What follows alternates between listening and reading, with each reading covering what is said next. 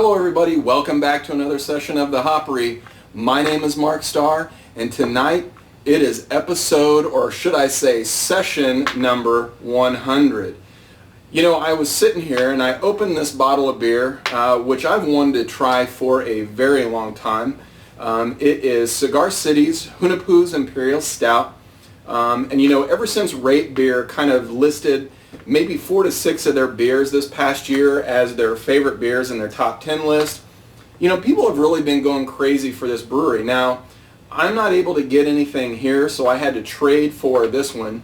But you know, I wanted to open it up a little bit ahead of time. I wanted to kind of take a minute for myself to just reflect on the last 100 episodes and what it's meant to me.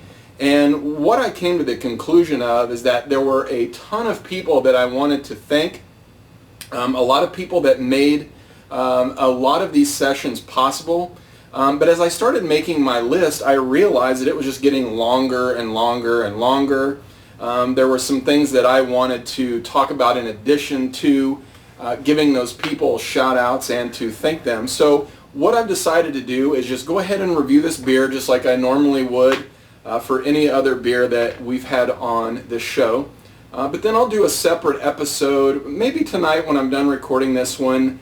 I may wait and do it a little bit, but it'll be the next video that I post after this session. So without further ado, let's get to talking about this beer. Now, as I said, I poured it a little bit earlier, and the thing that strikes me immediately about this beer is its color. Now, you know, you're probably on camera, you're seeing it and saying, well, it's black, big deal. What makes this beer, you know, I guess even more attractive to me right off the bat is the color of the head on this one. I have not seen a head color on an Imperial Stout that's quite this richly colored. In fact, I'm going to go ahead and pour a little bit more of this in here, and I'm going to pour it kind of vigorously so that you can get an idea for what exactly I'm talking about. It's got this. Now, before we talk about that, let me explain why I think it's getting this color. If you read the bottle label, it says this is a malt beverage aged on Peruvian cocoa nibs, ancho and pasilla chilies, cinnamon and Madagascar vanilla beans. So, you know, when you talk about the chilies that they used in this, I really think that that helped kind of give this head its color, because it's kind of a, you know, a red chili color mixed with that traditional really dark, I call it a rich hazelnut color. But I'll tell you, in terms of Imperial Stouts, this is the nicest color head I've seen on it. But, you know, I mean, just in terms of overall, it looks exactly like an Imperial Stout should. But again, I think that head is probably the best looking I've seen. Well, let's go ahead and smell it. I can tell you right away that the head on this one dissipates fairly quickly. You know, it sticks around for a little bit. There's a little bit of lacing on here, but not a whole lot. But let me go ahead and smell it. So I'll tell you, in addition to just the traditional flavor or aromas that you pull out from an Imperial Stout, this one is intensely aromatic with chocolate. Now, I know they brew this with cocoa nibs. Cocoa nibs, if you're not familiar with them, they're just really intense little kernels of chocolate, if you will. In fact, if you go to like a Whole Foods or a specialty candy store and you look for chocolate that's really high in cocoa content, a lot of times you'll see that they're kind of speckled with cocoa nibs. And when you chew on them, they're slightly crunchy, but they are just very, very intense with chocolate. And that's what this reminds me of, is, you know, really those cocoa nibs.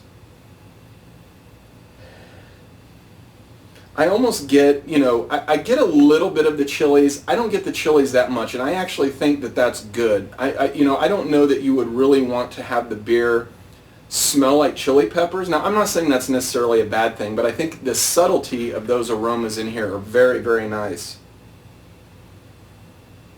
Yeah, really, really liking the chocolate, the little bit of chili, miles and miles of dark malts. I mean, the malt characteristic in this is just huge. We're talking, you know, engine oil, black motor engine oil, kind of like something like a, a Dark Lord, where it's just really, really, really intense.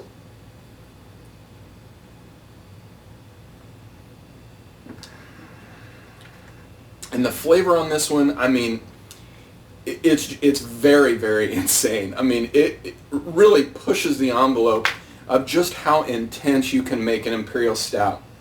It leaves a strong amount of bitterness on your palate. It's sticking to my lips. I mean, it's just a very, very viscous beer. It leaves a little bit of tartness as well. And, for those of you who like espresso, for those of you who like really, really intense dark chocolate, you'll know that when you get to that level of intensity, it sort of adds a tartness to your palate. And that really comes out in this beer. It is smoky. And of course I would, imagine that to be the case for any Cigar City beer.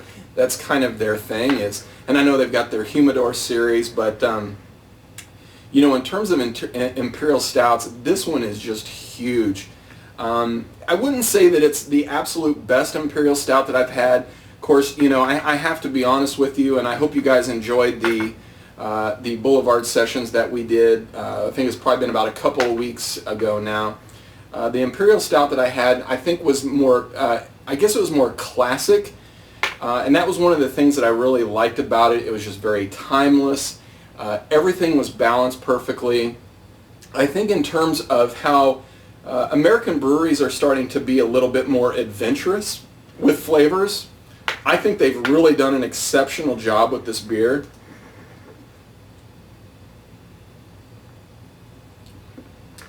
I mean, this is definitely a beer that you're going to want to have, one or two other people to share it with you.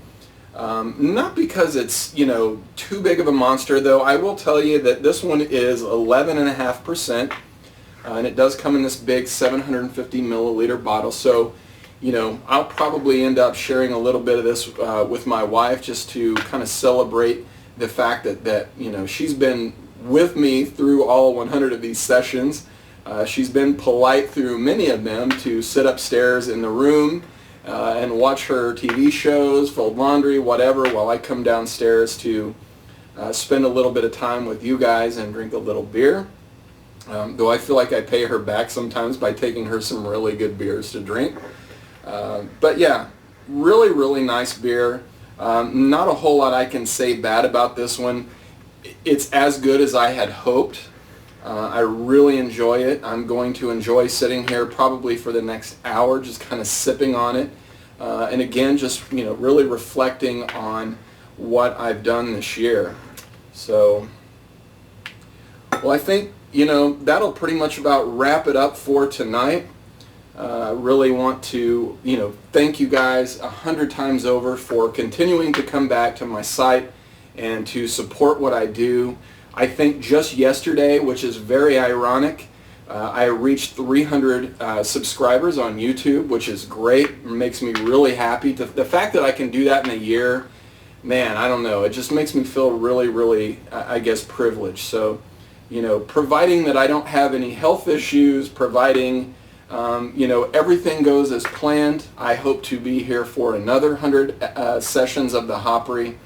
And I'll probably just continue to have my weeks where I focus on certain beers. Though I may tend to, once in a while, just have a week where I do random beers. Sometimes I think it's fun to mix it up a little bit. But anyway, my name is Mark Starr. Thanks a lot again for coming back to the Hopry. You can go to my website, thehopry.com, and always follow me on Twitter, twitter.com/thehopry. Guys, I appreciate it very, very much. Really, from the bottom of my heart. Cheers.